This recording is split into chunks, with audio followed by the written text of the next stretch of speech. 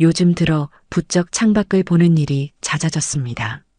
제가 평생을 살아온 이 집, 마당의 감나무는 올해도 어김없이 실한감을 주렁주렁 매달 준비를 하고 있네요.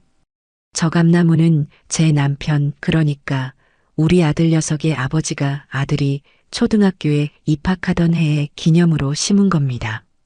아들이 딱 저 감나무만 했을 때가 있었는데 세월이 흘러 나무는 이렇게 늠름하게 자라 집을 지키고 아들은 장성의 가정을 꾸렸습니다.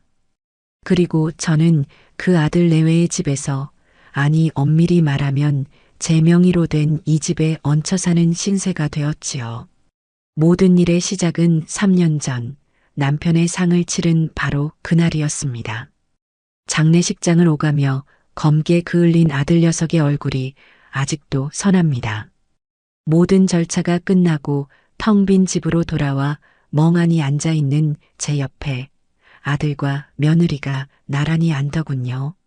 며느리는 제 손을 꼭 잡았고 아들은 무겁게 입을 열었습니다. 어머니, 이제 저희랑 같이 사시는 게 어떻겠어요? 이 넓은 집에 혼자 계시면 저희도 마음이 안 편하고 어머니도 적적하실 겁니다. 저희가 이제부터라도 제대로 모시고 싶어요. 아들의 목소리는 진심처럼 들렸습니다. 옆에 있던 며느리, 영서, 어미도 거들었죠. 네, 어머님. 저희가 잘할게요. 손주 재롱 보는 재미도 있으실 거고요. 음식이며 살림이며 아무것도 신경 쓰시지 않게 저희가 다 알아서 할 테니 어머님은 그저 편히 계시기만 하면 돼요. 그때는 그 말들이 얼마나 달콤하게 들렸는지 모릅니다. 평생을 기댈 곳이라 믿었던 남편이 하루아침에 곁을 떠나고 집안 가득하던 온기는 싸늘한 정막으로 변해버린 뒤였으니까요. 밤마다 현관문 소리에 놀라 깨기 일쑤였고 혼자 밥을 차려 먹을 때면 숟가락을 들기도 전에 눈물부터 쏟아지던 날들이었습니다. 그런 저에게 아들 내외의 제안은 사막의 오아시스처럼 느껴졌습니다. 늙어서 자식에게 짐이 되고 싶지는 않았지만 그래도 마지막은 가족의 품에서 보내고 싶다는 외로움이 더 컸던 모양입니다. 무엇보다 눈에 밟히는 손주 녀석의 얼굴이 제 결심을 굳히게 만들었지요. 저는 결국 고개를 끄덕였고 며칠 뒤 아들 내외는 살던 아파트를 정리하고 제 집으로 들어왔습니다. 그렇게 시작된 합가 생활은 처음 한두 달은 제 기대와 크게 다르지 않았습니다. 퇴근하고 돌아온 아들 내외와 손주까지 넷이서 함께 둘러앉아 저녁을 먹는 풍경은 제가 그토록 그리워하던 것이었으니까요. 며느리는 약속대로 살림에 손을 못 대게 했고 아들은 주말마다 저를 데리고 외출이라도 하려고 애쓰는 듯 보였습니다. 하지만 딱 거기까지였습니다. 시간이 흐를수록 모시겠다던 그들의 말은 그저 빈말에 가까웠다는 것을 깨닫는 데는 오랜 시간이 걸리지 않았습니다. 변화는 아주 사소한 것에서부터 시작되었습니다. 저는 평생을 제 손으로 가족의 먹거리를 챙겨왔습니다. 특히 김치만큼은 자부심이 있었죠. 남편도 아들도 제가 담근 김치가 없으면 밥을 못 먹을 정도였으니까요. 합가하고 처음으로 김장철이 돌아왔을 때 저는 당연히 예년처럼 김치를 담글 준비를 했습니다. 좋은 배추와 물을 골라 소금에 절이고 밤새워가며 정성껏 양념을 만들었죠. 예전처럼 많은 양은 아니었지만 우리 네 식구가 겨우내 먹을 만큼은 충분했습니다. 그런데 제 등 뒤에서 부엌으로 들어온 며느리가 대뜸 코를 막으며 말하더군요. 어머니, 이게 다 뭐예요? 집안에 냄새가 진동을 하네요. 저는 웃으며 말했습니다. 아가, 김치 담그잖니. 너가 우리 집 김치 맛을 아직 제대로 못 봐서 그래. 이거 하나면 다른 반찬 없어도 밥 한 그릇 뚝딱이야. 그러자 며느리는 한숨을 푹 쉬며 말했습니다. 어머니, 요즘 세상에 누가 이렇게 힘들게 김치를 담가 먹어요. 인터넷으로 주문하면 맛있는 김치가 종류별로 다 오는데, 그리고 이런 건 냄새 때문에 아파트에서는 상상도 못할 일이에요. 옆집에서 민원 들어와요. 아파트가 아닌 마당 넓은 주택이었지만 며느리의 말투는 마치 제가 시대에 뒤떨어진 유난스러운 늙은이가 된 것 같은 기분을 느끼게 했습니다. 더 기가 막힌 일은 그 다음에 일어났습니다. 제가 정성껏 버무려 김치통에 차곡차곡 담아놓은 김치를 며느리가 며칠 뒤 음식물 쓰레기 봉투에 담아버리고 있는 것을 목격한 겁니다. 제가 너무 놀라 아가, 지금 뭐 하는 거냐? 하고 소리치자 며느리는 조금도 놀란 기색 없이 태연하게 대답했습니다. 어머니, 이것 때문에 냉장고에 다른 음식까지 냄새가 다 배었어요. 그리고 제가 말씀드렸잖아요. 요즘은 다 사 먹는다고. 마트에서 깔끔하게 포장된 김치 사왔으니까 그걸로 드세요. 제 눈앞에서 제 평생의 자부심과도 같았던 음식이 음식물 쓰레기로 버려지는 광경을 보면서도 저는 아무 말도 할 수가 없었습니다. 손이 부들부들 떨리고 심장이 내려앉는 것 같았죠. 그날 저녁 저는 퇴근하고 돌아온 아들에게 이 일을 이야기했습니다. 일말의 기대를 품고서요. 제 아들이라면 어릴 적부터 제 김치를 세상에서 제일 맛있다고 했던 녀석이라면 제 마음을 알아줄 거라고 믿었습니다. 아들아, 영서 어미가 내가 담근 김치를 글쎄 다 버렸단다. 어떻게 그럴 수가 있니? 그게 어떤 정성으로 만든 건데, 제 말에 아들은 TV에서 눈을 떼지도 않은 채 건성으로 대답했습니다. 에이, 어머니. 뭘 그런 걸 가지고 그러세요? 영서 씨 말도 일리가 있죠. 요즘은 편하게 사 먹는 게 대세인데. 어머니도 이제 힘들게 그런 거 하지 마시고 편하게 지내세요. 편하게 지내라는 아들의 말은 비수처럼 제 가슴에 꽂혔습니다. 편한 것이 문제가 아니었습니다. 제 존재와 제가 살아온 세월 전체를 부정당한 기분이었습니다. 그날 이후로 저는 부엌에 들어가는 일이 거의 없어졌습니다. 며느리는 약속대로 알아서 식사를 차렸고 식탁에는 정체 모를 배달 음식과 반조리 식품들이 오르기 시작했습니다. 저는 그저 며느리가 차려주는 밥을 군소리 없이 받아먹는 그저 식객 같은 존재가 되어버렸습니다. 가장 견디기 힘든 것은 소외감이었습니다. 저녁 식사가 끝나고 거실에 다 같이 모여 있을 때 며느리는 스피커폰으로 자기 친정어머니와 통화하는 것을 즐겼습니다. 엄마, 응, 나 저녁 먹었지. 엄마는? 뭐 맛있는 거 해 드셨어? 며느리의 목소리는 세상에서 가장 다정한 딸의 목소리였습니다. 아, 정말? 역시 우리 엄마 손맛은 최고야. 그 김치 택배로 좀 붙여주면 안 돼? 여기 어머님이 담그신 건 영 입에 안 맞아서 바로 옆 소파에 제가 버젓이 앉아 있는데도 며느리는 스스럼 없이 그런 말을 내뱉었습니다. 그럴 때면 저는 차라리 귀가 들리지 않았으면 좋겠다고 생각했어요. 제 앞에서 저를 없는 사람 취급하는 그 상황이 너무나도 모욕적이었습니다. 더 비참한 것은 아들의 태도였습니다. 아들은 며느리가 저에게 무례하게 굴 때마다 못 들은 척, 못 본 척하기 바빴습니다. 자신의 아내와 어머니 사이에서 벌어지는 불편한 기류를 애써 외면하는 것이 자기가 할 수 있는 최선이라고 생각하는 듯 했습니다. 아니, 어쩌면 그저 귀찮았던 것이겠죠. 늙은 어머니의 서운한 감정 따위를 일일이 챙겨주기에는 자신의 삶이 너무 고단하다고 여겼을지도 모릅니다.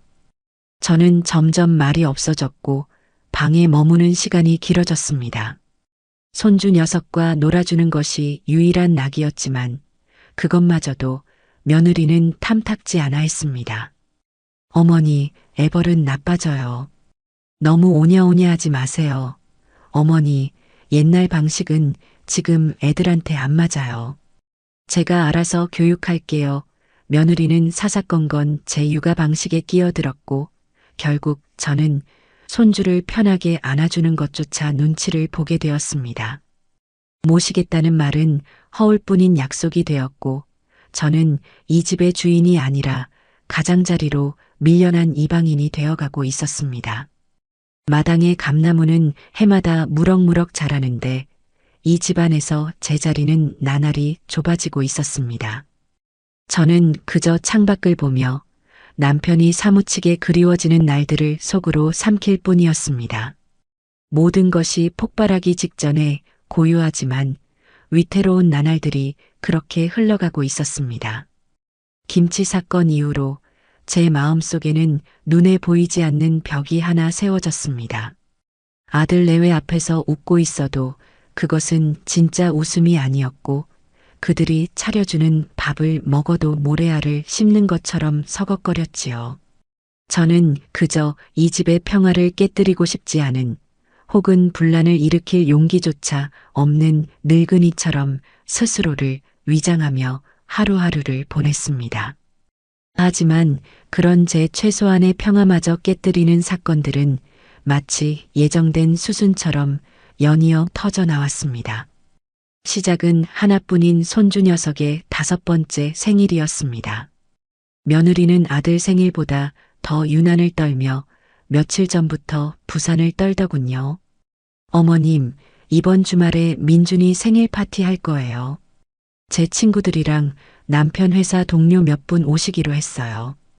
그리고 당연히 저희 부모님도 오실 거고요. 며느리는 신이 나서 떠들었지만 그 초대 명단에 제 쪽 사람은 단 한 명도 없다는 사실을 애써 모르는 척하는 듯 했습니다.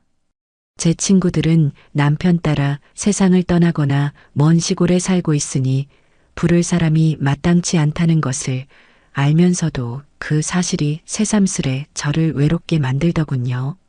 생일 파티 당일 아침부터 집안은 잔치 분위기로 들썩였습니다. 며느리는 미용실에 가서 머리를 예쁘게 매만지고 왔고 아들은 거실을 화려한 풍선과 장식으로 꾸몄습니다.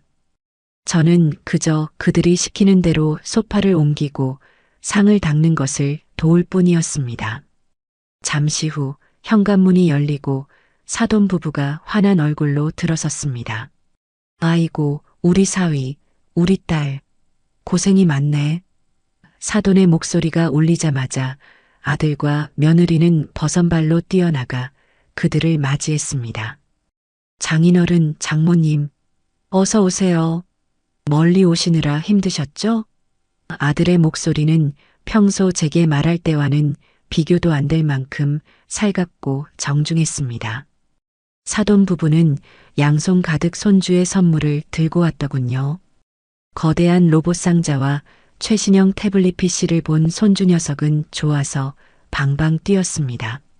저도 며칠 전부터 시장에 나가 손주가 좋아하는 공룡이 그려진 내복 한 벌을 고심해서 사두었습니다.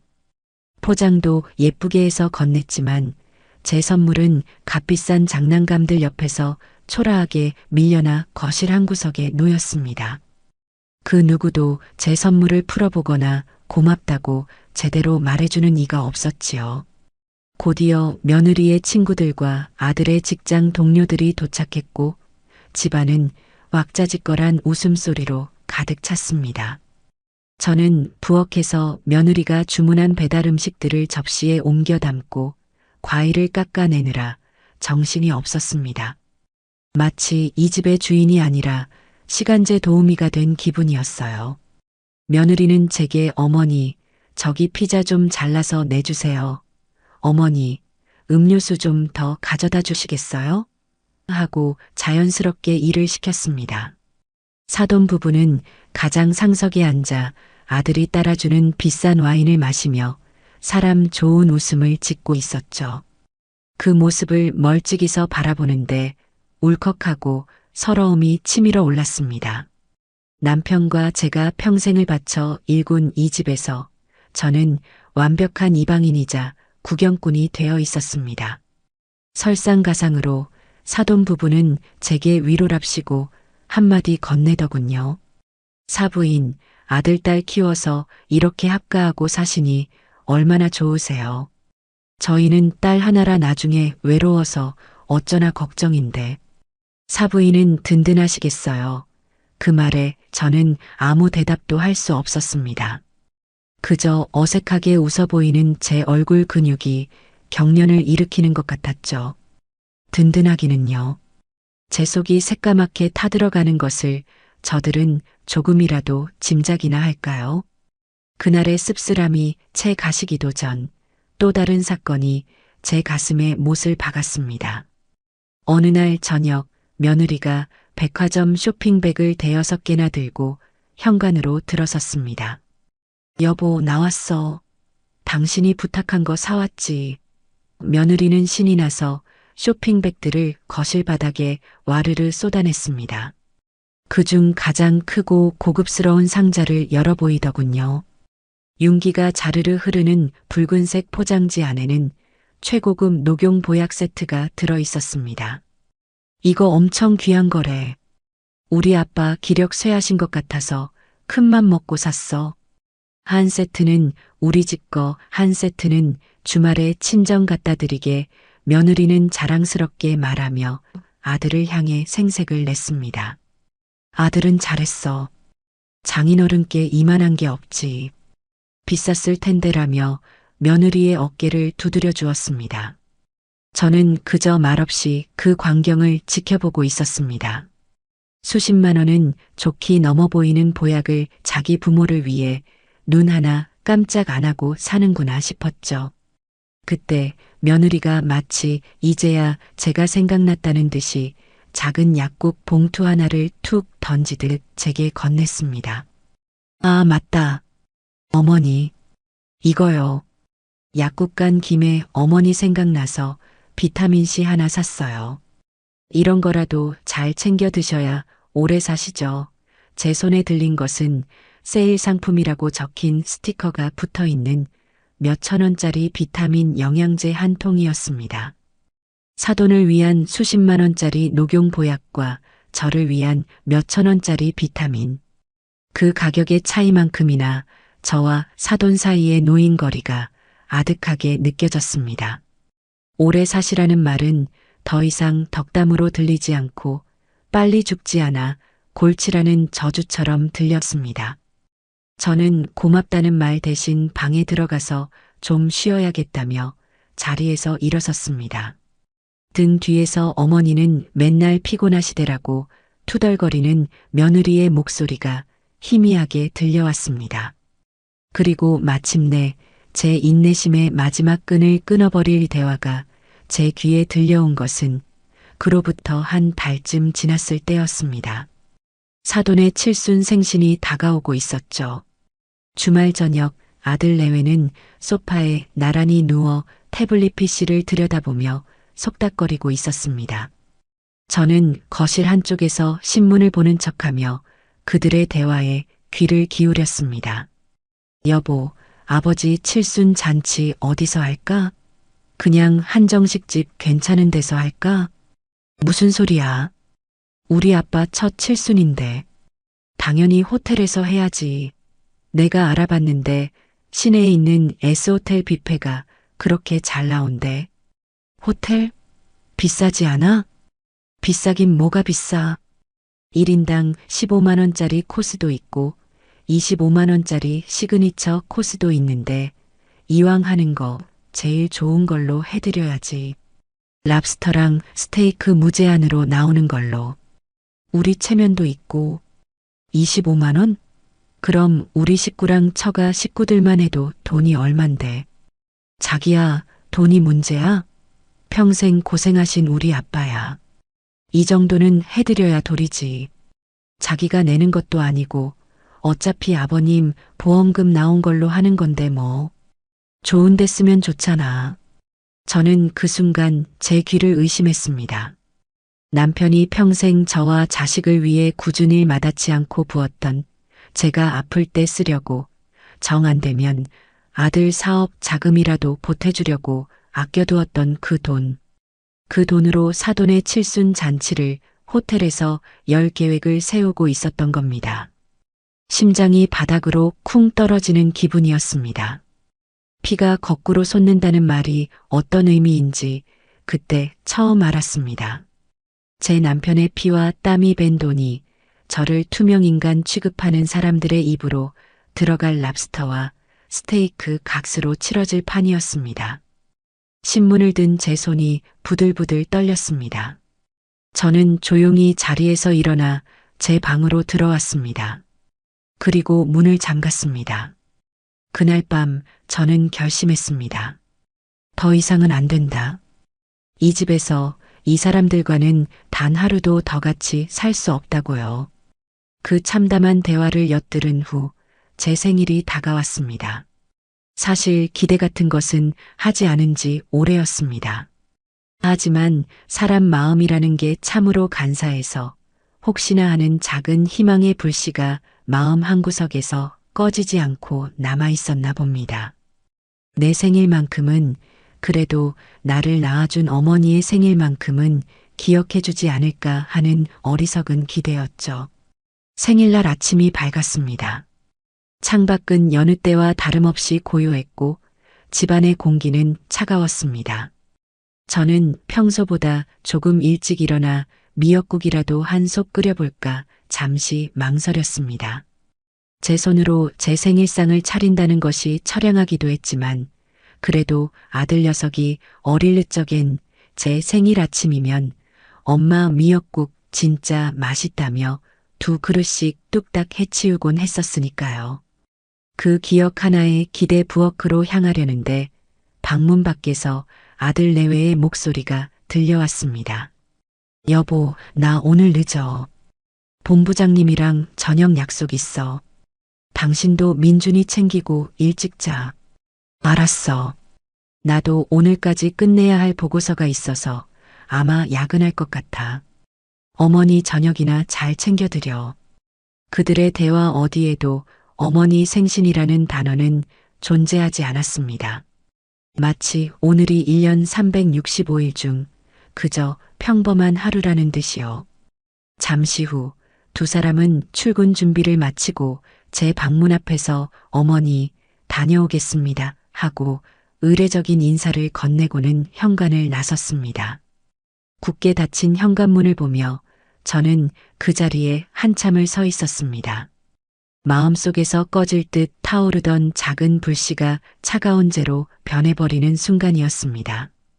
온종일 저는 방 안에서 꼼짝도 하지 않았습니다. 밥 생각도 나지 않았고 아무것도 하고 싶지 않았습니다. 멍하니 벽에 걸린 남편의 사진만 바라보았습니다. 여보, 나 잘 살고 있는 거 맞아요? 당신이 없으니 아무도 나를 돌아보지 않네요. 원망 섞인 독백을 속으로 삼키고 또 삼켰습니다. 시간이 흘러 창밖이 어둑어둑해지고 퇴근 시간이 한참 지나도록 집은 조용했습니다. 밤 10시가 넘어서야 현관문 비밀번호 누르는 소리가 들렸습니다. 며느리였습니다. 지친 기색이 역력한 얼굴로 들어온 며느리는 소파에 가방을 던지듯 내려놓고는 긴 한숨을 쉬었습니다. 그리고 부엌으로 향하는 길에 방에서 나온 저와 눈이 마주쳤죠. 며느리는 그제야 뭔가 생각났다는 듯 아 하고 작은 소리를 냈습니다. 어머니, 저녁은 드셨어요? 저는 아무 말 없이 고개만 가로저었습니다. 그러자 며느리는 잠시 귀찮다는 표정을 짓더니 이내 선심이라도 쓰는 듯한 말투로 말했습니다. 아이고, 제가 너무 정신이 없어서 깜빡했네요. 오늘 어머니 생신인데 정말 죄송해요. 너무 피곤해서 밥할 힘은 없고 제가 라면이라도 하나 맛있게 끓여드릴게요. 잠시만 기다리세요. 며느리는 익숙하게 찬장을 열어 라면 봉지를 꺼내 들었습니다. 제 눈에 선명하게 들어온 것은 붉은색 포장지에 안성탕면이라고 적힌 글씨였습니다. 사돈 칠순 잔치를 위해 1인당 25만 원짜리 호텔 뷔페를 예약하던 그 목소리와 제 생일 저녁으로 안성탕면을 끓여주겠다는 지금의 목소리가 겹쳐지면서 저는 현기증을 느꼈습니다. 며느리는 콧노래까지 흥얼거리며 물을 끓이고 파를 썰어 넣고는 제법 그럴듯한 모양새로 라면 한 그릇을 끓여 식탁 위에 올려놓았습니다. 김치통에서 꺼낸 자신이 마트에서 사온 그 김치와 함께요. 어머니, 다 됐어요. 어서 드세요. 계란도 하나 탁 풀었어요. 안성탕면에는 계란이죠. 저는 홀린 듯 식탁 앞에 앉았습니다. 김이 모락모락 피어오르는 라면, 그릇에서는 고소한 냄새가 났습니다. 하지만 제 코에는 그 어떤 냄새도 느껴지지 않았습니다. 저는 천천히 젓가락을 들어 면 한 줄기를 입에 넣었습니다. 아무 맛도 나지 않았습니다. 맛을 느끼는 신경이 마비된 것 같았어요. 제 앞에서는 며느리가 스마트폰을 들여다보며 키득거리고 있었고, 거실에서는 뒤늦게 퇴근한 아들이 옷도 갈아입지 않은 채 TV 스포츠 채널에 시선을 고정하고 있었습니다.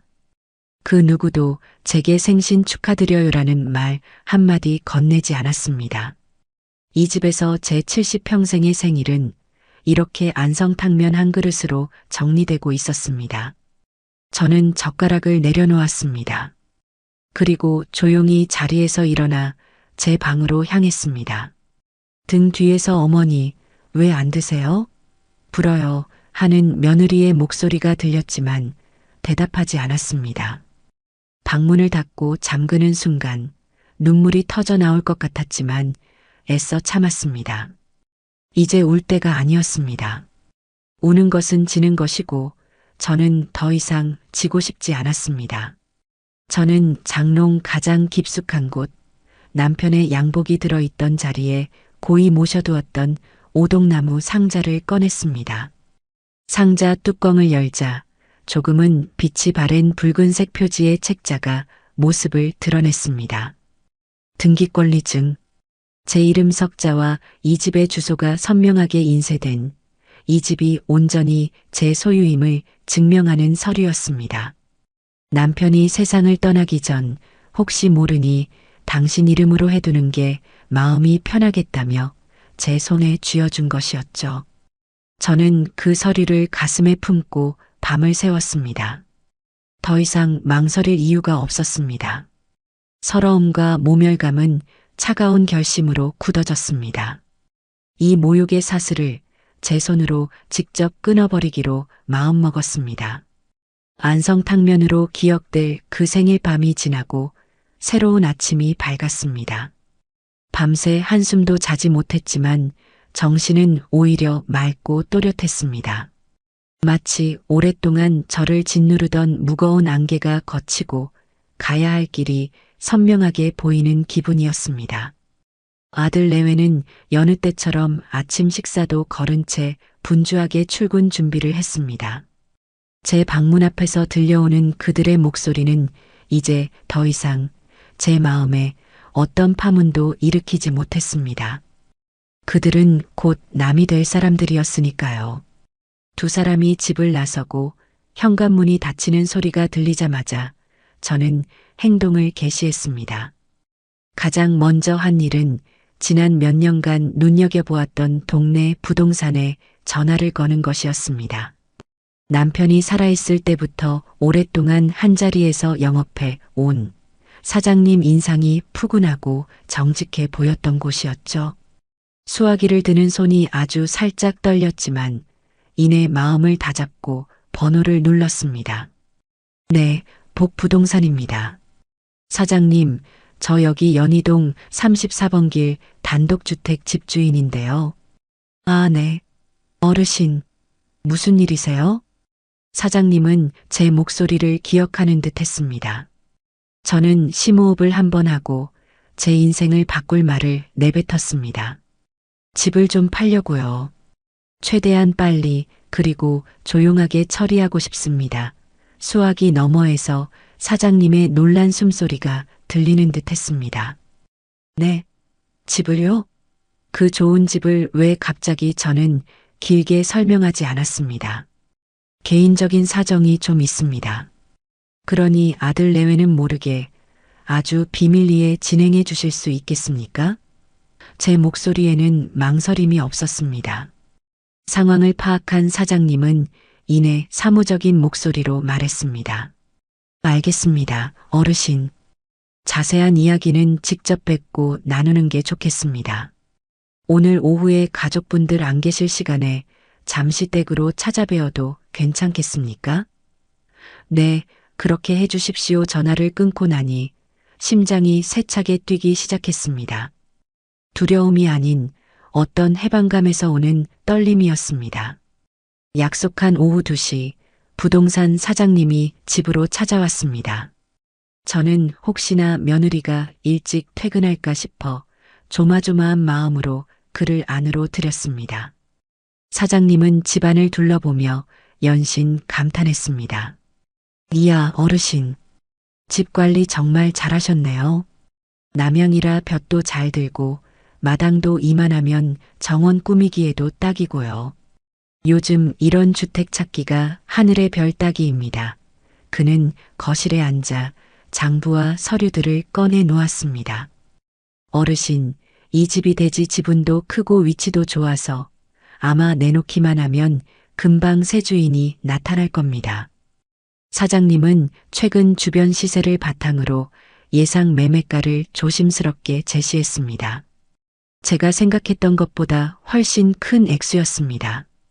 평생 고생한 남편과 제가 남긴 유산의 가치가 그 정도라는 사실에 만감이 교차했지만 지금은 감상에 젖어 있을 때가 아니었습니다. 사장님, 부탁이 있습니다. 집을 보러 오는 사람이 있더라도 제가 미리 연락을 드릴 테니 꼭 시간을 맞춰서 와주시고 혹시라도 아들 내외야 마주치는 일은 없도록 각별히 신경 써 주십시오. 저는 그저 고향에서 올라온 오랜 친구가 집 구경을 하는 척 둘러댈 생각입니다. 제 치밀한 계획에 사장님은 고개를 끄덕이며 말했습니다. 걱정 마십시오, 어르신. 이런 경우는 저도 경험이 있습니다. 어르신 뜻대로 최대한 조용하고 신속하게 처리해 드리겠습니다. 일단 필요한 서류 목록을 적어 드릴 테니 미리 준비해 주시면 좋겠습니다. 사장님이 돌아간 후 저는 그가 적어준 서류 목록을 들고 다시 오동나무 상자를 열었습니다. 등기권리증, 제 인감증명서와 신분증. 이 몇 장의 종이가 제게 새로운 인생을 가져다 줄 무기였습니다. 서류들을 가만히 쓸어보는데 등 뒤에서 갑자기 현관문 열리는 소리가 들려 심장이 멎는 줄 알았습니다. 며느리였습니다. 평소보다 이른 퇴근이었죠. 어머니, 방에 계셨어요? 저 오늘 몸이 안 좋아서 조퇴했어요. 며느리는 소파에 털썩 주저앉으며 말했습니다. 저는 황급히 서류들을 상자에 넣어 장롱 깊숙이 밀어 넣었습니다. 하마터면 모든 계획이 들통날 뻔한 아찔한 순간이었습니다. 그날 밤 저는 잠든 며느리의 얼굴을 보며 생각했습니다. 너가 내게 준 모욕감에 비하면 이 정도의 배신감은 아무것도 아닐 것이다. 제 마음은 더욱 차갑고 단단해지고 있었습니다. 작전은 시작되었고 이제는 돌이킬 수 없었습니다. 부동산 사장님에게 집을 내놓은 지 일주일도 채 되지 않아 연락이 왔습니다. 어르신, 집을 꼭 사고 싶다는 분이 나타났습니다. 자녀들 다 출가시키고 조용한 노후를 보내고 싶어하는 중년 부부인데 마당 있는 주택을 간절히 찾고 있었다면서 사진을 보더니 당장이라도 보고 싶다고 하네요. 내일 오후 3시쯤 괜찮으시겠습니까? 제 심장이 쿵쾅거렸습니다. 생각보다 진행이 너무 빨랐기 때문입니다. 하지만 망설일 수는 없었죠. 네, 괜찮습니다. 그 시간에 맞춰 와주세요. 저는 다음 날 아침 출근하는 며느리에게 아무렇지 않은 척 말을 건넸습니다. 아가, 오늘 오후에 내 고향 친구가 잠깐 들를 거다. 서울에서 건축 설계 사업을 하는데 우리 집처럼 오래된 주택 구조를 좀 보고 싶다고 해서. 며느리는 별 관심 없다는 듯, 아, 그래요? 저는 어차피 늦게 오니까 신경 쓰지 마세요라고 대답하고는 집을 나섰습니다. 완벽한 위장이었습니다. 약속한 3시 부동산 사장님과 함께 차분하고 인상이 좋아 보이는 중년 부부가 집으로 들어섰습니다. 그들은 집 안으로 들어서자마자 요란한 감탄 대신 "아, 참 좋네요라며 낮고 진심 어린 목소리로 말했습니다. 특히 남편 되는 분은 햇살이 가득 들어오는 거실 창과 마당의 감나무를 보며 무척이나 마음에 들어 하는 눈치였습니다. 아내분이 온화한 미소로 말했죠. 저희가 딱 찾던 집이에요. 아이들 키우느라 평생을 아파트에서만 살았거든요. 이제 둘만 남으니 마당에서 꽃도 가꾸고 작은 텃밭도 일구면서 조용히 살고 싶었답니다. 그들의 차분한 목소리를 들으니 한편으로는 이 집의 좋은 기운이 계속 이어질 것 같아 마음이 놓이기도 했습니다. 저는 태연하게 우리 남편이 살아생전에 참 아끼던 집이에요. 구석구석 손길 안 닿은 곳이 없죠라며 집의 역사를 설명해 주었습니다. 중년 부부는 제 설명을 들으며 고개를 깊이 끄덕였고 집을 더욱 소중하고 따뜻한 시선으로 바라보는 듯 했습니다. 사장님은 저와 눈빛을 교환하며 순조롭게 집 구경을 이끌었습니다. 약 1시간 뒤 그들은 정말 마음에 듭니다. 저희 부부가 상의해보고 바로 연락드리겠습니다라는 말을 남기고 돌아갔습니다. 그들이 떠나자마자 사장님이 제게 엄지손가락을 치켜 세우며 말했습니다. 어르신, 연기 실력이 대단하신데요? 아무래도 계약이 성사될 것 같습니다. 느낌이 아주 좋습니다. 긴장이 풀리면서 온몸에 힘이 빠지는 기분이었습니다. 그런데 위기는 예기치 못한 곳에서 찾아왔습니다. 그날 저녁 아들이 퇴근 후 제 방으로 건너왔습니다. 평소와는 달리 잔뜩 상기된 얼굴이었습니다. 어머니, 저 드릴 말씀이 있어요. 아들은 제 앞에 앉아 서류 몇 장을 내밀었습니다. 주식 투자와 관련된 서류인 듯 했습니다. 어머니, 이거 정말 확실한 정보예요. 제 직장 선배가 알려준 건데 이 회사에 투자하면 한 달 안에 무조건 2배로 불어난대요. 이건 하늘이 주신 기회예요. 저는 아들의 번들거리는 눈빛을 보며 직감했습니다. 또 시작이구나. 아들은 예전에도 몇 번 주식 투자로 적지 않은 돈을 날린 전적이 있었습니다. 그래서 하고 싶은 말이 뭐냐 제 차가운 물음에 아들은 머뭇거리다 본심을 드러냈습니다. 어머니, 제가 가진 돈은 전부 털었는데 아직 조금 부족해서요. 어머니 혹시 남편 보험금 받으신 거 은행에 그대로 넣어두셨죠? 그거 잠시만 빌려주시면 안 될까요? 딱 한 달만 쓰고 이자까지 두둑하게 쳐서 돌려드릴게요. 우리 가족 다 같이 부자로 살 수 있는 기회란 말이에요. 우리 가족. 그 말이 어찌나 위선적으로 들리던지요. 저는 조금의 망설임도 없이 대답했습니다. 안 된다. 그 돈은 내 아버지 목숨값이다. 단 한 푼도 그런 허황된 곳에 쓸 수 없어. 그리고 내 노후를 위한 마지막 비상금이다. 더 이상 그 돈에 대해선 입도 뻥긋하지 마라. 제 단호한 태도에 아들은 당황한 듯 보였습니다. 이내 서운함과 분노가 뒤섞인 얼굴로 소리쳤습니다. 어머니, 어떻게 아들한테 그렇게 매정하게 말씀하세요? 저 어머니 아들이잖아요. 다 같이 잘 살아보자는 건데 어머니는 평생 그렇게 어머니 돈만 꼭 쥐고 사실 거예요? 아들의 원망 섞인 말을 들으며 제 결심은 더욱 확고해졌습니다. 이 집을 파는 것은 단순히 서운함에 대한 복수가 아니라 제 자신과 제 마지막 남은 재산을 지키기 위한 생존의 문제라는 것을 깨달았습니다. 다음 날 저는 아들 내외가 출근하자마자 지갑과 신분증만 챙겨 들고 집을 나섰습니다. 그리고 버스를 타고 일부러 집에서 한참 떨어진 아들 내외의 생활 반경과는 전혀 상관없는 낯선 동네로 향했습니다. 그곳에 있는 가장 큰 은행에 들어가 번호표를 뽑고 차례를 기다렸습니다. 제 차례가 되어 창구에 앉아 또렷한 목소리로 말했습니다. 새로 통장 하나 만들고 싶어서요. 아무런 카드 기능도 필요 없고 오직 입출금만 가능한 걸로요. 은행원은 신분증을 확인하고 몇 가지 서류를 작성하게 했습니다. 잠시 후 제 이름 석자가 찍힌 새로운 통장이 나왔습니다. 빳빳한 종이의 감촉이 손끝에 생생하게 전해졌습니다. 저는 그 통장을 품에 꼭 안고 은행을 나섰습니다. 이 얇은 통장 한 권이 앞으로 펼쳐질 제 새로운 인생의 자유이용권처럼 느껴졌습니다. 저는 집으로 돌아가지 않고 근처 공원 벤치에 앉아 한참 동안이나 제 이름이 적힌 통장을 들여다보았습니다. 두려움은 사라지고 오직 희망만이 가슴속에서 조용히 차오르고 있었습니다. 부동산 사장님을 통해 집을 보러 왔던 중년 부부가 계약을 하고 싶다는 의사를 전해 온 것은 바로 다음 날 오후였습니다. 제 휴대폰 너머로 들려오는 사장님의 목소리는 감출 수 없는 흥분으로 살짝 떨리고 있었어요. 어르신, 계약하자고 합니다. 어르신께서 말씀하신 금액을 한 푼도 깎지 않고 그대로 진행하겠다고 하시네요.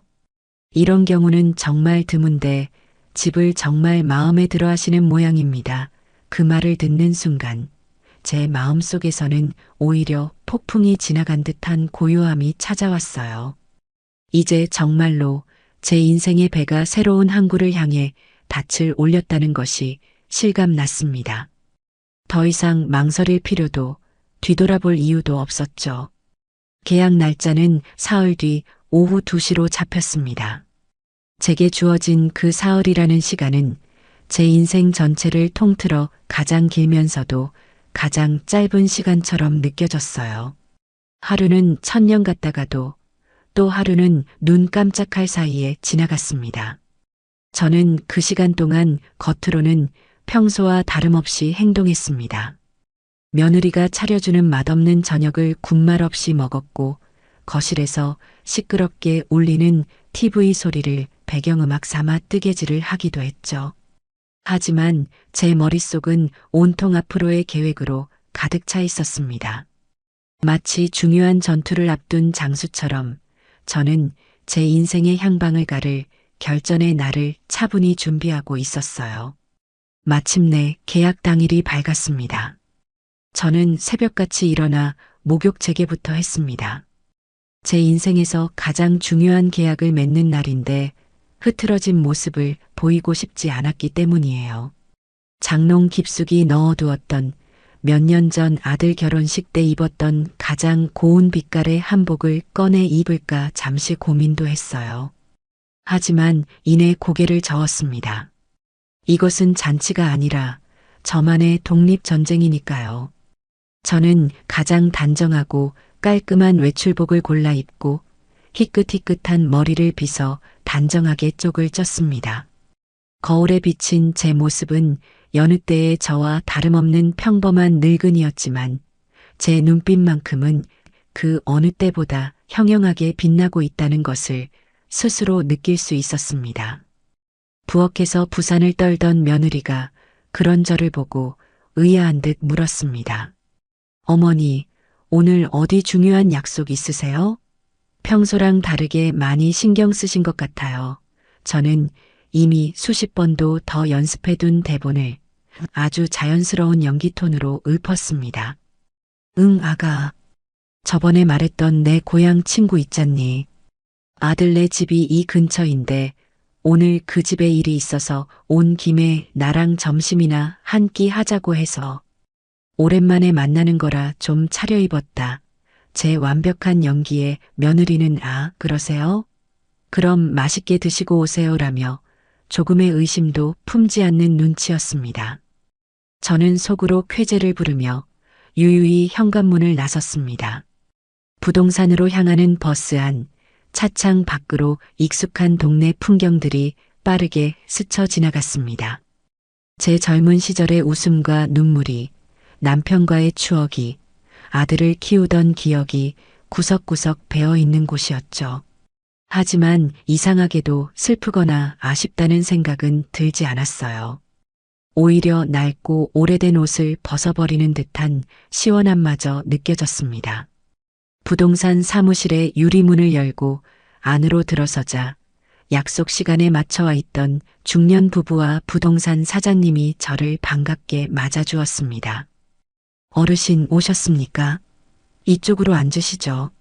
사장님의 안내에 따라 저는 테이블에 앉았습니다.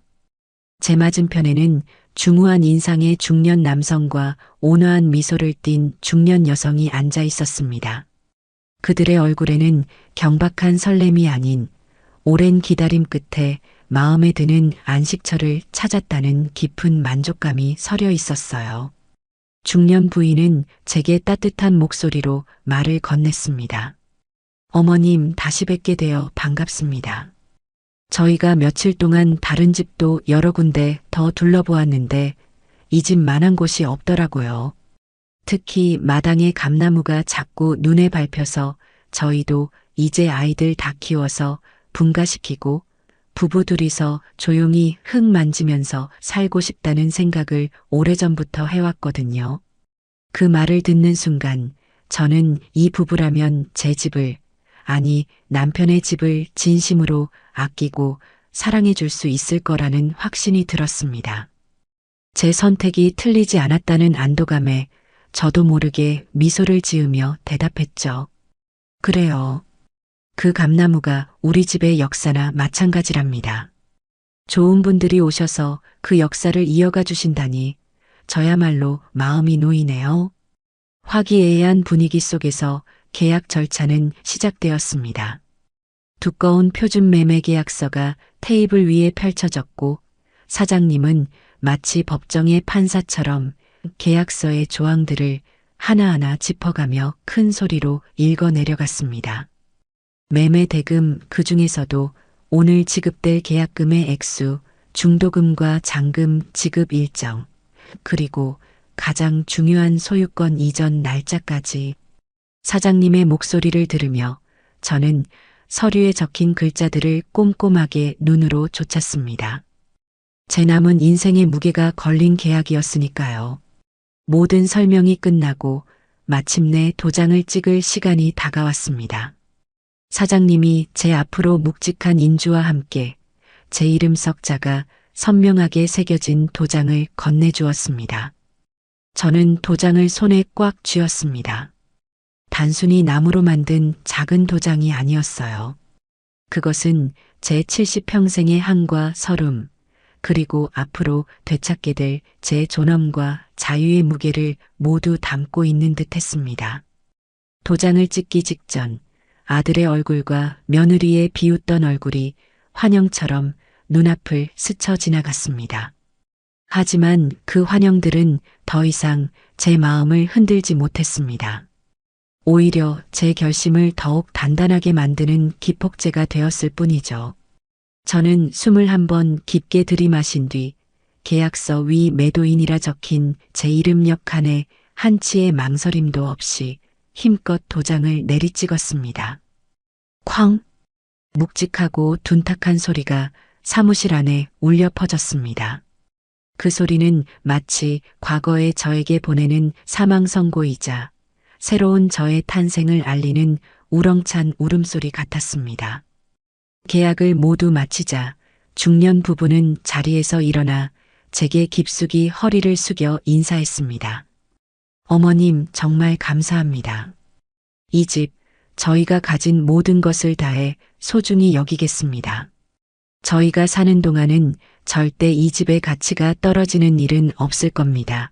그 진심 어린 말에 저는 감동하여 그들의 손을 꼭 잡아주었습니다.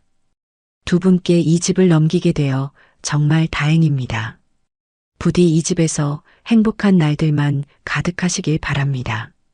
그들이 떠나고 난 뒤 저는 잠시 의자에 앉아 숨을 골랐습니다. 바로 그때 제 낡은 휴대폰에서 띵하는 세상에서 가장 경쾌하고 아름다운 알림 소리가 울렸습니다. 제가 이날을 위해 비밀리에 만들어 두었던 제 명의의 통장. 그곳으로 계약금 4억 원이 정확하게 입금되었다는 은행의 공식적인 알림 문자였습니다. 화면에 선명하게 찍힌 4억이라는 숫자를 보는 순간 제 눈앞이 아찔해지면서 온몸의 피가 뜨거워지는 기분이었습니다. 1억도 아닌 4억. 제가 평생 만져볼 것이라고는 상상도 해보지 못했던 거대한 돈이었습니다. 이 돈은 단순한 화폐가 아니었어요. 아들 내외에게서 저를 완벽하게 독립시켜줄 방패이자 제 남은 인생을 그 누구의 눈치도 보지 않고 제 마음대로 살아갈 수 있게 해줄 막강한 무기였습니다. 지난 세월의 서름과 분노가 그 숫자 앞에서 봄눈처럼 녹아내리는 기분이 들었어요. 부동산을 나선 저는 마치 구름 위를 걷는 기분으로 거리를 걸었습니다. 발걸음이 너무나도 가벼웠죠. 그러다 문득 허기짐을 느꼈습니다. 저는 근처에서 가장 크고 번듯해 보이는 한정식 집으로 망설임 없이 들어갔습니다. 자리를 잡고 앉아 메뉴판에서 가장 비싼 궁중 수라상을 주문했습니다. 잠시 후 상다리가 휘어질 만큼 화려한 음식들이 제 앞에 끝도 없이 차려지기 시작했어요. 윤기가 자르르 흐르는 갈비찜부터 시작해서 신선한 전복회, 노릇노릇하게 구워진 굴비와 각양각색의 전과 나물들까지 임금님의 수라상이 부럽지 않은 진수성찬이었습니다. 저는 천천히 그리고 우아하게 식사를 시작했습니다. 평생을 가족들 먼저 챙기느라 제대로 된 음식 한번 편하게 먹어보지 못했던 지난날이 떠올랐지만 더 이상 서럽지 않았어요. 안성탕면 한 그릇으로 제 존재를 모욕했던 그들에게 저는 지금 제 돈으로 저 혼자만을 위한 최고의 만찬을 즐기고 있었습니다.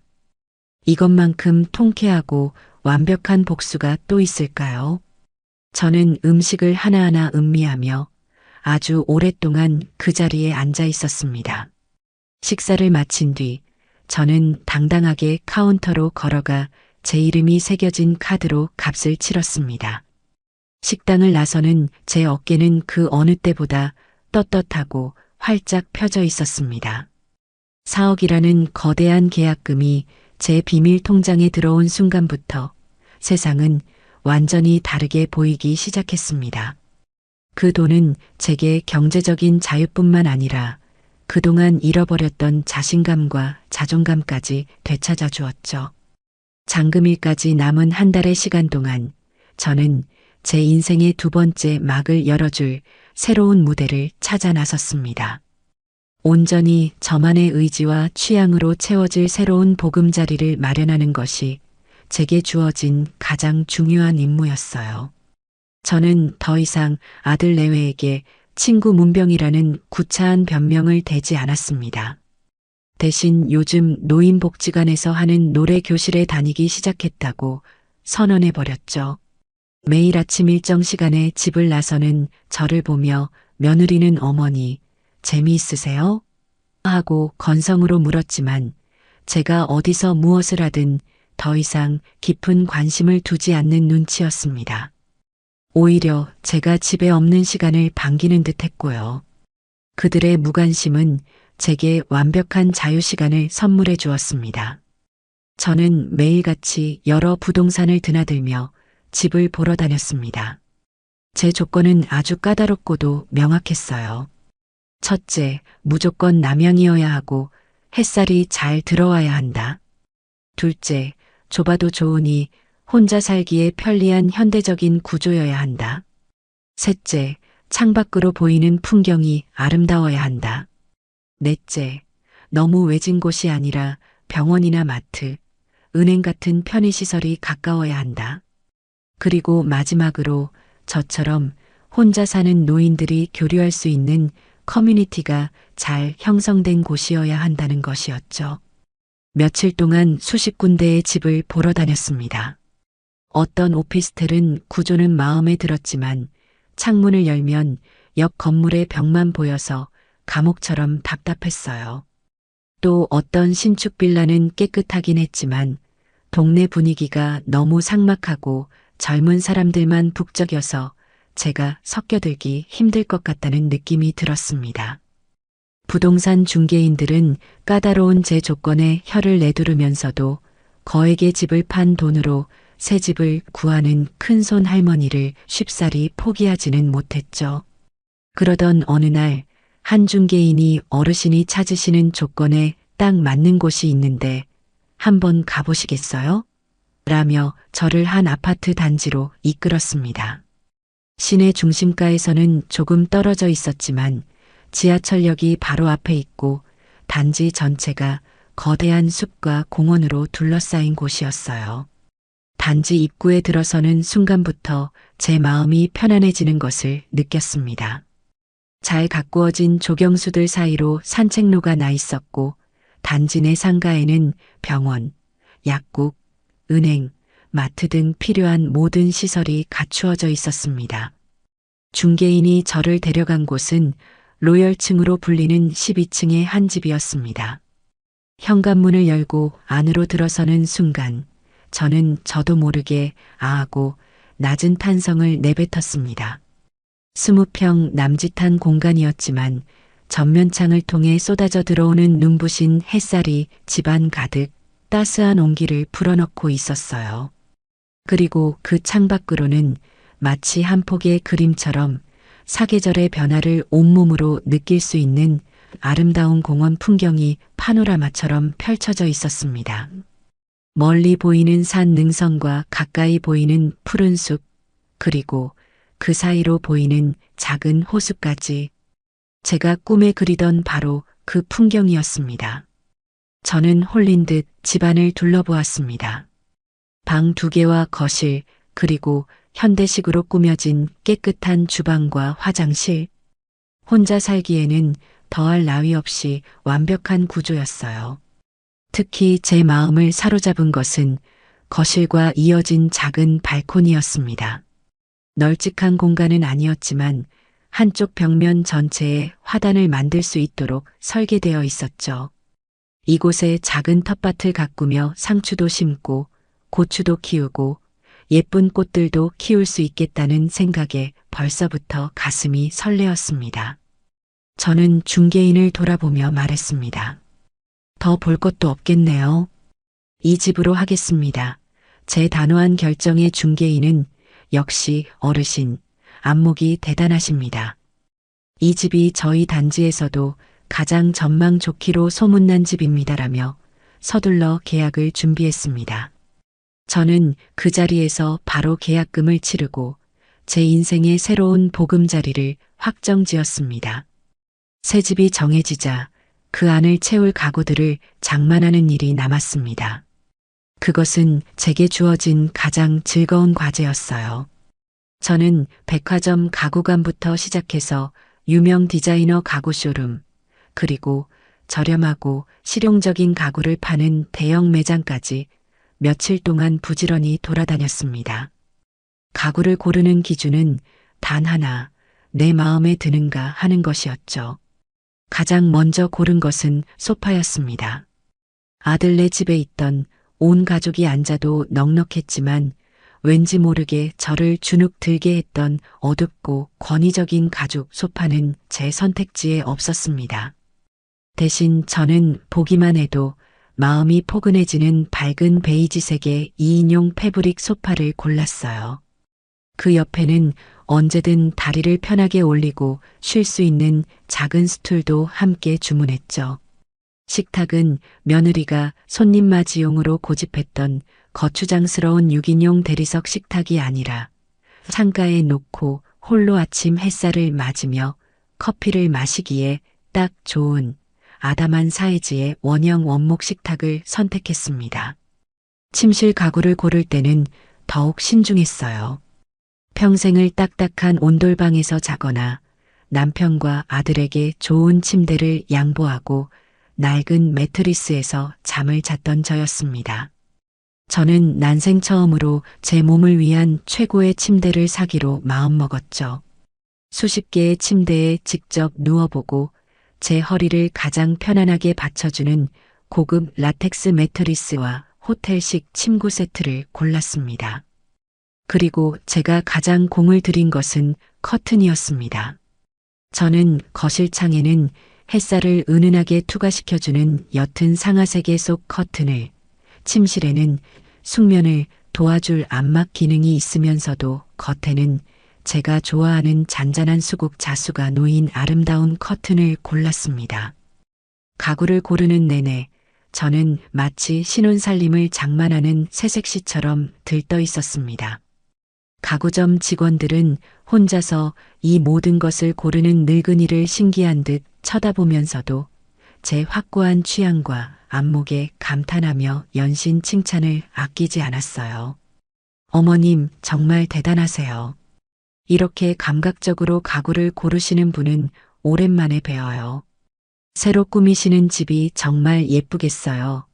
그 칭찬이 빈말이라 할지라도 제 마음을 날아갈 듯이 기쁘게 만들었습니다. 이것은 단순히 물건을 사는 행위가 아니었어요. 지난 수십 년간 가족이라는 이름 아래 억눌려왔던 나라는 사람의 존재를, 제 자신의 취향을 세상에 당당하게 펼쳐 보이는 선언과도 같은 것이었습니다.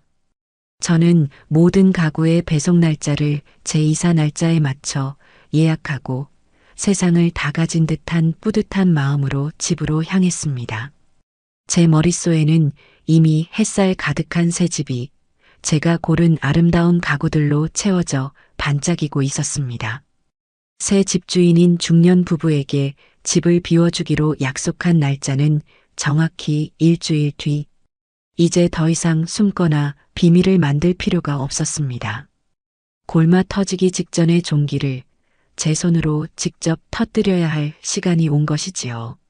저는 결전의 날을 그날 저녁으로 잡았습니다. 며느리는 여느 때와 마찬가지로 배달앱으로 시킨 족발과 막국수를 식탁 위에 아무렇게나 늘어놓았습니다. 아들은 퇴근하자마자 소파에 드러누워 스마트폰 게임에 정신이 팔려 있었고요. 그 평범하고도 경멸스러운 일상의 풍경이 오히려 제 결심을 더욱 단단하게 만들어 주었습니다.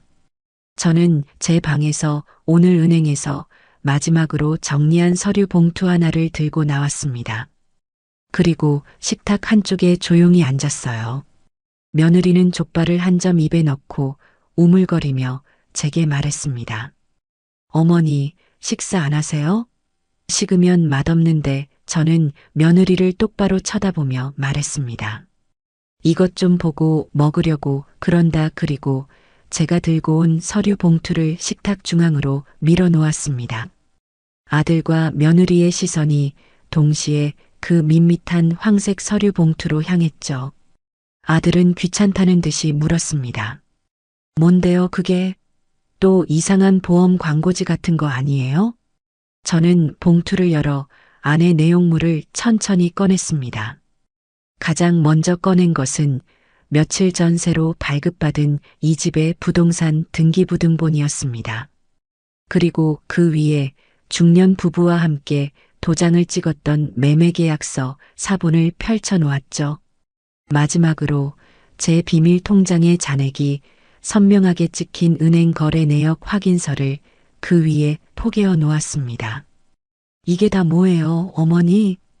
며느리의 목소리에는 이제 약간의 의아함과 짜증이 섞여 있었습니다. 저는 아주 차분하고도 명료한 목소리로 제 인생을 건 한마디를 내뱉었습니다. 이 집 팔았다. 순간 식탁 위의 모든 소음이 멎었습니다. 스마트폰 게임 소리도, 며느리가 음식을 씹던 소리도, 심지어 거실 창밖에서 들려오던 희미한 자동차 소리까지도요. 완벽한 정적이 흘렀습니다. 아들은 소파에서 벌떡 몸을 일으켜 식탁으로 다가왔고, 며느리는 입에 넣었던 족발을 씹는 것조차 잊은 채 멍한 표정으로 저를 바라보았습니다. 잠시 후 정적을 깬 것은 아들의 코웃음이었습니다. 어머니, 요즘 어디 편찮으세요? 농담이 너무 심하시잖아요. 사람이 놀라게. 며느리도 따라 웃으며 거들었습니다. 어머님도 참 저희 놀래키는데 재미 붙이셨나 봐요. 무슨 집을 팔아요. 말도 안 되는 소리를. 그들은 제 말을 치매 노인의 망령이나 철없는 장난쯤으로 여기는 듯 했습니다. 저는 그들의 비웃음에 조금도 동요하지 않고 턱짓으로 서류들을 가리켰습니다. 눈이 있으면 직접 보거라. 거기 이 집이 내 이름으로 되어 있다는 증거랑 내가 이 집을 다른 사람에게 팔았다는 계약서, 그리고 그 집값 전체가 내 통장으로 들어왔다는 증거까지 다 있으니 아들은 마지못해 계약서를 집어들었습니다. 그의 눈동자가 계약서의 첫 줄부터 마지막 줄까지 빠르게 훑어 내려갔습니다. 매매 대금, 계약 날짜, 그리고 매도인 칸에 찍힌 제 이름과 도장, 매수인 칸에 찍힌 낯선 이름과 도장까지. 아들의 얼굴이 하얗게 질리기 시작했습니다. 옆에서 함께 서류를 들여다보던 며느리의 얼굴에서는 웃음기가 완전히 사라지고 경악과 불신이 뒤섞인 표정이 떠올랐죠. 이게 뭐야? 이게 진짜야? 당신, 이게 진짜냐고. 며느리는 아들의 팔을 붙잡고 흔들며 소리쳤습니다. 아들은 계약서를 거의 찢어버릴 듯이 구겨쥔 채 저를 향해 울부짖듯 물었습니다. 어머니, 이게 대체 무슨 짓이에요? 저랑 상의도 없이 어떻게 집을 팔아요? 여기가 어머니 혼자 사는 집이에요?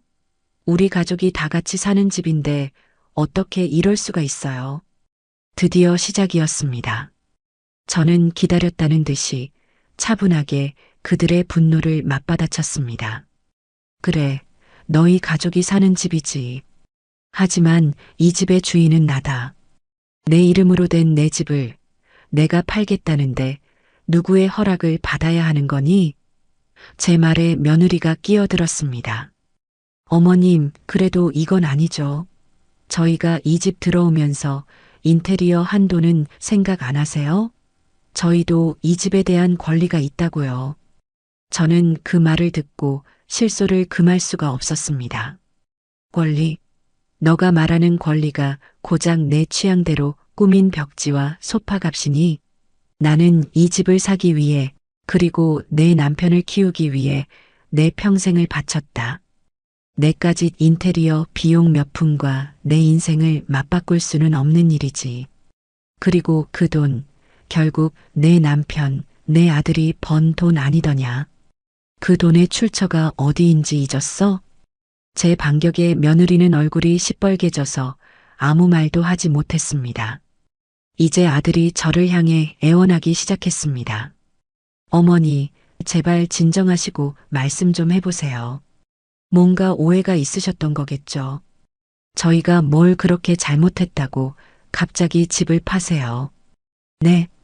저는 그 뭘 그렇게 잘못했냐는 물음이 나오기를 기다리고 있었습니다. 저는 자리에서 일어나 두 사람을 번갈아 쳐다보며 지난 수년간 제 가슴 속에 쌓아두었던 모든 말을 쏟아내기 시작했습니다. 오해가 아니야. 전부 사실이지. 너가 뭘 잘못했는지 아직도 모르겠니? 그럼 내가 지금부터 하나하나 알려주마. 내가 담근 김치를 냄새난다며 음식물 쓰레기통에 처박았을 때 너희는 나를 무시했다. 내 친구 하나 없는 이 집에서 내 며느리가 제 어미와는 웃고 떠들면서 바로 옆에 앉은 나를 투명인간 취급할 때 너는 나를 외면했지. 제 목소리는 점점 높아졌고 감정은 격해졌습니다. 어디 그뿐인 줄 아니? 내 사돈 생일에는 수십만 원짜리 녹용을 해다 바치면서 내게는 약국에서 파는 몇천 원짜리 비타민 한 통을 던져주더구나. 그게 너희가 나를 생각하는 가치의 크기였지. 그리고 가장 결정적인 것. 내 사돈 칠순 잔치는 1인당 25만 원짜리 호텔 뷔페에서 열어주자고 신나서 계획을 짜던 너희가 정작 이 어미의 생일에는 뭘 줬는지 기억이나 하니? 저는 식탁 위에 놓인 막국수 그릇을 손가락으로 가리켰습니다. 바로 그거였다. 안성탕면 한 그릇.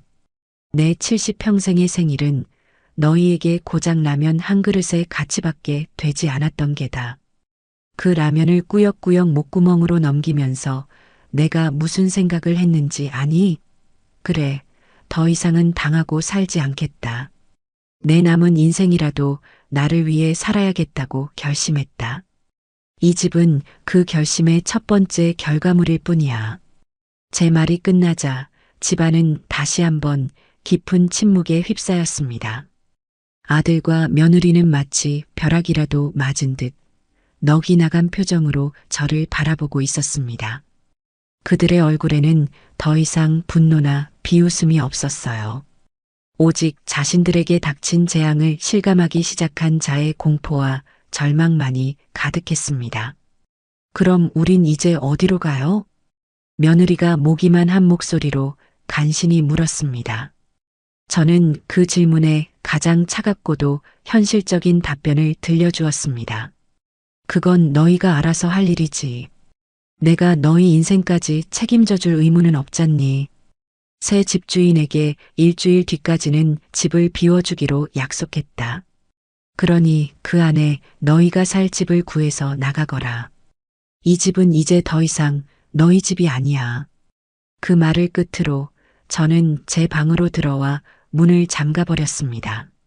문 밖에서는 며느리의 날카로운 비명과 아들의 절규, 그리고 무언가 부서지는 소리가 뒤섞여 들려왔습니다. 저는 그 모든 소리를 배경음악 삼아 침대에 편안히 누워 눈을 감았습니다.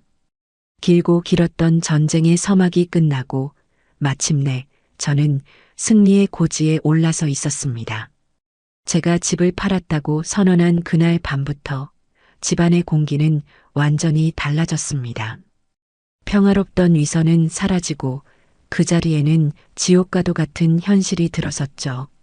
그 후 일주일 새 집주인에게 집을 넘겨주기까지의 시간은 제게는 해방을 향한 카운트다운이었지만 아들 내외에게는 그야말로 처절한 발악의 시간이었습니다.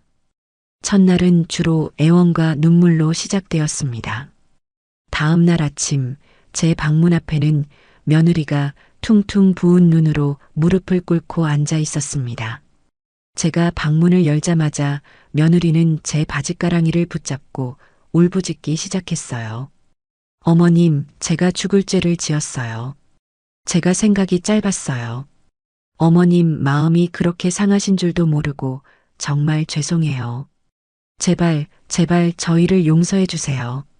계약, 그거 물을 수 있잖아요. 위약금, 저희가 어떻게든 마련해 볼게요. 네, 제발요, 어머님. 며느리의 눈물은 악어의 눈물처럼 느껴졌습니다.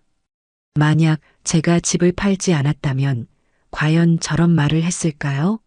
저는 차갑게 며느리의 손을 뿌리치며 말했습니다. 이미 늦었다.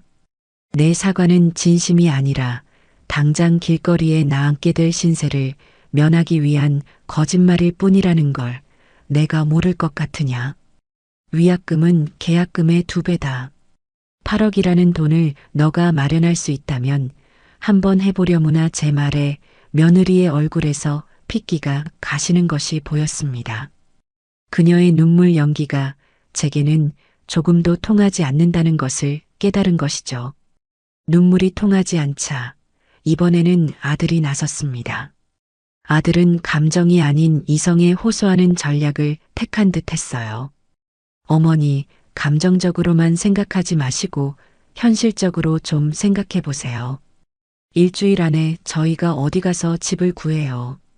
전세 사기도 판을 치는 세상인데. 그리고 민준이는요? 우리 민준이 전학이라도 가야 하면 어떡해요? 손주가 상처받는 건 괜찮으세요? 아들은 손주를 방패 삼아 제 마음을 흔들어 보려 했습니다. 하지만 저는 이미 그 모든 상황까지 고려한 뒤였습니다. 민준이 걱정은 내가 알아서 하마. 너희가 이 근처에 집을 구하면 전학 갈 필요도 없겠지. 그리고 집 구하는 게 정 힘들면 잠시 내 처가에라도 들어가서 신세를 지는 건 어떻겠니? 너가 그렇게 깍듯하게 모시는 장인, 장모님이 사위가 길거리에 나앉는 걸 보고만 있지는 않으실 것 같은데. 제 비아냥의 아들은 치를 떨며 어머니 하고 소리쳤지만 더 이상 제게 대들지는 못했습니다. 그날 이후 집안은 거대한 전쟁터가 되었습니다. 아들 내외는 자신들이 할 수 있는 모든 방법을 동원해 발버둥 쳤습니다. 그들은 정말로 변호사 사무실에 전화를 걸어 자식 몰래 집을 판 부모에게 법적으로 책임을 물을 수 없는지 상담하는 듯 했습니다. 하지만 수화기 너머로 들려오는 변호사의 답변은 그들을 절망에 빠뜨렸을 뿐이죠. 집 소유주가 본인의 의지로 매매한 것이라면 자녀라 할지라도 법적으로 개입할 수 있는 부분은 전혀 없습니다. 그들은 심지어 제가 알려주지도 않은 새 집주인의 연락처를 어떻게든 알아내어 전화를 걸기도 했습니다. 계약을 물러달라고 사정하거나 심지어는 제가 정신이 온전치 않은 상태에서 계약을 한 것이라며 거짓말까지 하는 것 같았어요.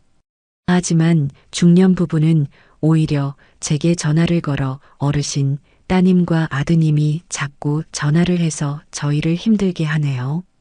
저희는 계약을 철회할 의사가 전혀 없으니 걱정하지 마십시오라며 저를 안심시켜 주었습니다. 그 모든 소동이 벌어지는 동안 저는 조금의 동요도 없이 제 이사 준비를 계속했습니다. 대놓고 거실 한가운데에 이사용 박스를 가져다 놓고 제 물건들을 차곡차곡 담기 시작했어요. 그들이 절망에 빠져 소리를 지르거나 혹은 방에 틀어박혀 훌쩍이는 동안 저는 제가 새로 산 커피 메이커로 향긋한 커피를 내려 마시며 여유롭게 신문을 읽었습니다. 제 평온한 모습이 그들에게는 가장 큰 고문이라는 것을 알고 있었기 때문이죠. 며느리는 며칠간의 발악이 소용없다는 것을 깨닫자 마지막 수단으로 태도를 바꾸었습니다. 갑자기 제게 극진하게 굴기 시작한 것이죠.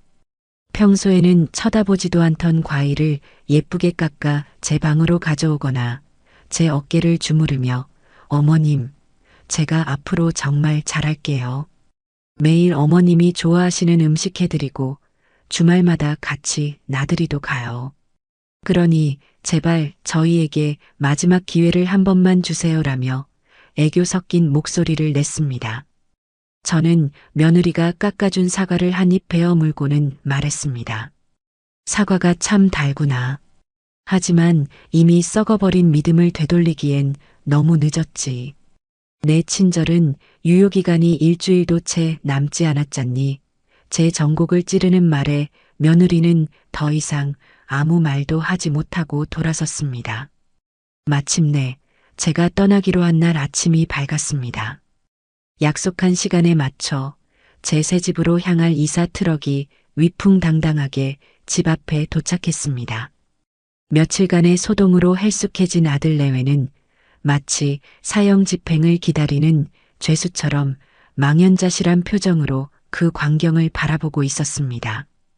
이삿짐 센터 직원들이 거실과 제 방을 오가며 제 짐을 실어 나르는 동안 그들은 그저 소파에 넋을 잃고 앉아 있을 뿐이었습니다. 모든 짐을 싣고 제가 떠나기 직전이었습니다.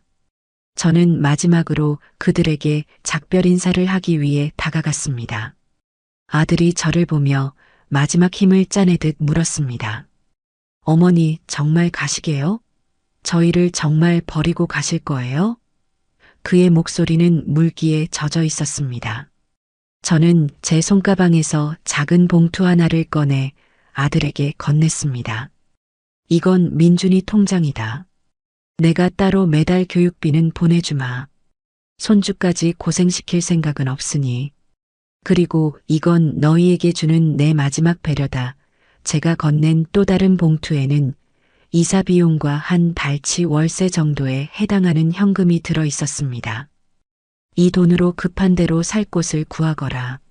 내가 너희에게 일주일이라는 시간을 준 것은 너희가 내게 베풀었던 안성탕면 한 그릇의 친절보다는 훨씬 더 큰 배려였다는 것만 알아두거라. 그 말을 끝으로 저는 뒤도 돌아보지 않고 현관을 향해 걸었습니다. 등 뒤에서 저를 부르는 아들의 목소리가 희미하게 들려왔지만 저는 걸음을 멈추지 않았습니다. 문을 열고 밖으로 나서자 눈부신 햇살이 저를 맞이했습니다. 저는 이미 대기하고 있던 택시의 뒷좌석에 올라탔습니다. 차창 밖으로 제가 떠나는 집의 모습과 그 앞에 망연자실하게 서 있는 아들 내외의 모습이 점점 멀어져 갔습니다. 저는 그들을 향해 마음속으로 마지막 인사를 건넸습니다. 잘 살아라. 너희의 방식대로. 나도 이제 나의 방식대로 살아갈 테니. 택시는 저의 새로운 인생을 향해 힘차게 앞으로 나아가고 있었습니다. 저는 제 인생의 길고 길었던 장마가 끝나고 마침내 눈부신 햇살이 내리쬐기 시작했음을 느꼈습니다. 새로운 아파트에 도착하여 제 손으로 직접 현관문 비밀번호를 누르고 안으로 들어서는 순간 코끝을 스치는 옅은 새집 냄새와 페인트 향기가 마치 새로운 세상의 공기처럼 상쾌하게 느껴졌어요. 그 누구의 허락도 눈치도 필요 없는 온전히 저만의 왕국이 탄생한 순간이었죠. 첫 며칠 동안은 꿈을 꾸는 기분이었습니다. 아침에 눈을 뜨면 가장 먼저 창밖으로 펼쳐진 공원의 푸른 풍경을 한참 동안이나 바라보곤 했어요. 며느리의 잔소리나 아들의 무심한 기척 대신 멀리서 들려오는 새소리와 나뭇잎이 바람에 스치는 소리가 저를 깨워주었죠. 그것만으로도 충분히 행복했습니다. 저는 서두를 필요 없이 아주 천천히 하루를 시작했습니다. 제가 고른 예쁜 커피 메이커로 직접 원두커피를 내려 마시는 사치도 부려보았고요. 향긋한 커피 향이 집안 가득 퍼질 때 저는 비로소 제가 살아있다는 것을, 그리고 제 삶의 주인이 바로 나 자신이라는 것을 실감할 수 있었어요. 이삿짐을 푸는 일은 고되기보다는 즐거운 놀이 같았습니다.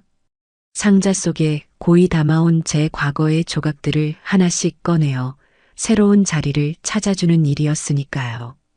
가장 먼저 한 일은 남편의 사진을 거실에서 가장 햇볕이 잘 드는 창가 옆 선반 위에 올려두는 것이었습니다.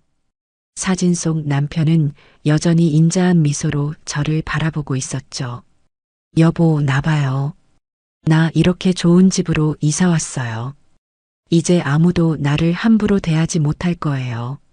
당신도 여기서 편히 쉬세요. 마음속으로 남편에게 인사를 건네고 나니 정말로 그가 제 곁에서 저를 지켜주는 듯 든든한 기분이 들었습니다. 제가 고른 가구들이 제자리를 찾아가면서 텅 비었던 집은 점차 저만의 색깔로 채워졌습니다.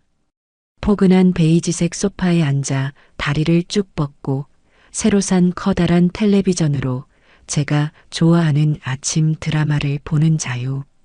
이전 집에서는 거실 텔레비전의 리모컨을 만져볼 엄두도 내지 못했던 저였습니다. 항상 아들이 보는 스포츠 채널이나 며느리가 틀어놓은 시끄러운 예능 프로그램을 소음처럼 견뎌야 했죠. 하지만 이제는 아니었습니다. 저는 제가 보고 싶은 것을 마음껏 보고 듣고 싶은 음악을 자유롭게 틀었습니다. 그 사소하고도 당연한 권리를 되찾는데 70년이라는 세월이 걸렸다는 사실에 잠시 씁쓸해지기도 했지만 늦게나마라도 찾았으니 다행이라고 생각하기로 했어요. 주방은 저만의 아틀리에가 되었습니다.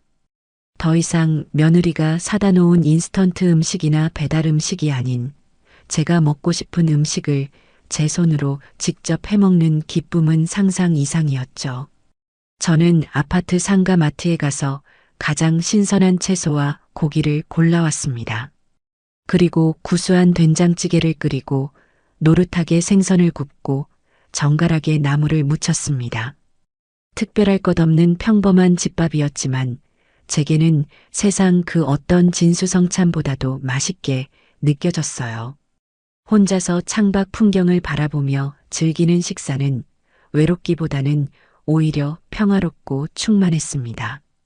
어느 정도 집 정리가 끝나고 새로운 생활에 익숙해질 무렵 저는 조금 더 용기를 내어보기로 했습니다.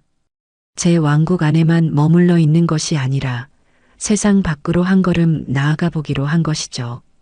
저는 곱게 차려입고 아파트 단지 내에 있는 노인복지관을 찾아갔습니다. 처음에는 문 앞에서 한참을 망설였어요. 낯선 곳에 혼자 들어간다는 것이 어색하고 두려웠기 때문입니다. 하지만 이내 마음을 다잡았습니다. 저는 더 이상 과거의 나약한 박순자가 아니었으니까요. 복지관 안으로 들어서자 생각보다 활기차고 따뜻한 분위기에 조금 놀랐습니다. 저와 비슷한 연배의 어르신들이 삼삼오오 모여 장기를 두거나 노래교실에서 흘러나오는 구성진 트로트 가락에 맞춰 어깨를 들썩이고 있었죠. 게시판에는 서예 교실, 탁구 동호회, 라인댄스 강좌 등 다양한 프로그램 안내문이 붙어 있었습니다. 그 모든 것이 제게는 신세계처럼 보였어요. 한쪽에서 서예 교실 수강생을 모집한다는 안내문을 한참 들여다보고 있는데 옆에서 누군가 말을 걸어왔습니다. 어르신, 새로 이사 오셨나 봐요? 얼굴이 낯이 익지 않네요. 돌아보니 저와 나이가 비슷해 보이는 아주 인상이 곱고 세련된 한 부인이 미소를 지으며 저를 보고 있었습니다. 저는 잠시 머뭇거리다 대답했죠. 아, 네. 이사 온 지 이제 일주일 정도 되었어요. 그러자 그 부인이 자신의 손을 내밀며 말했습니다. 어머, 반가워라. 저는 이 아파트에 10년째 살고 있는 김영이라고 해요. 서예에 관심 있으세요? 제가 저반 반장인데 아주 재미있어요. 같이 한번 해보시지 않으실래요? 영희 씨의 스스럼 없고 따뜻한 환대에 저는 얼어붙었던 마음이 조금씩 녹아내리는 것을 느꼈습니다. 저는 그녀의 손을 맞잡았고 그렇게 제 인생의 첫 번째 친구가 생겼습니다. 영희 씨와 함께 복지관 휴게실에 앉아 따뜻한 율무차를 마시며 저는 두런두런 제 이야기를 풀어놓았습니다.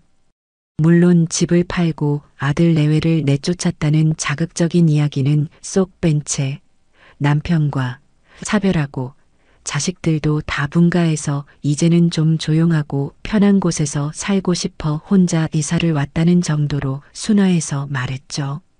영희 씨는 제 이야기를 진심으로 들어주었고 혼자서 모든 것을 결정하고 실행에 옮긴 제 용기를 칭찬해 주었습니다. 어머, 어르신 정말 대단하시다. 보통은 자식들 곁을 못 떠나시는데 이렇게 자신의 노후를 스스로 개척하시는 모습이 정말 멋져 보여요. 앞으로 저랑 친구하면서 재미있게 지내요. 저희 서예반 식구들이랑 다 같이 식사도 하고 날 좋으면 근교로 나들이도 가고 할 게 얼마나 많은데요. 영희 씨의 말을 들으며 저는 앞으로 펼쳐질 제 삶이 결코 외롭거나 지루하지 않을 거라는 예감이 들었습니다. 새로운 사람을 만나고 새로운 것을 배우고 새로운 관계를 만들어 나가는 기쁨. 저는 그 기쁨을 이제 막 맛보기 시작한 것이었죠. 하지만 과거의 그림자는 생각보다 질기게 제 발목을 붙잡으려 했습니다. 영애 씨와 헤어져 집으로 돌아온 지 얼마 되지 않았을 때였어요. 인터폰 화면에 낯선 남자의 얼굴이 떴습니다. 택배 기사였습니다. 제가 주문한 물건이 없었기에 의아해하며 문을 열어주자 그 뒤에 숨어있던 아들과 며느리가 집 안으로 들이닥치듯 들어왔습니다. 아마 아파트 입구에서 제가 들어오는 것을 보고 다른 동 호수를 대며 경비실을 속이고 따라 들어온 모양이었어요. 며칠 만에 본 그들의 모습은 말이 아니었습니다. 남루한 옷차림에 며칠은 굶은 사람처럼 얼굴은 헬쑥하고 눈은 퀭했죠. 그리고 그들의 손에는 마지막 무기인 손주 민준이가 들려 있었습니다. 민준이는 저를 보자마자 할머니, 하고 외치며 제 품에 와락 안겼습니다. 할머니, 보고 싶었어요. 우리 이제 어디서 살아요? 엄마 아빠가 자꾸 이상한 데로 이사 간다고 해요. 컴컴하고 무서워요. 아이의 천진한 물음에 제 가슴이 쿵 내려앉았습니다. 제가 준 돈으로 급한 대로 구한 곳이 아이가 무서워할 정도의 열악한 단칸방이었던 모양입니다. 아들이 그 틈을 놓치지 않고 파고들었습니다. 어머니, 보셨죠? 저희는 괜찮아요. 저희가 무슨 고생을 못하겠어요. 하지만 민준이는요. 이 어린 것이 무슨 죄가 있다고 곰팡이 냄새나는 지하 단칸방에서 잠을 자야 하냐고요. 어머니, 제발 저희 좀 살려주세요. 며느리도 옆에서 눈물을 뚝뚝 흘리며 거들었습니다. 어머님, 저희가 정말 다 잘못했어요. 집을 돌려달라는 말도 안 할게요. 그냥 그 돈에서 딱 전세금만이라도 좀 보태주시면 안 될까요? 민준이만이라도 제대로 된 환경에서 키울 수 있게 제발 자비를 베풀어 주세요.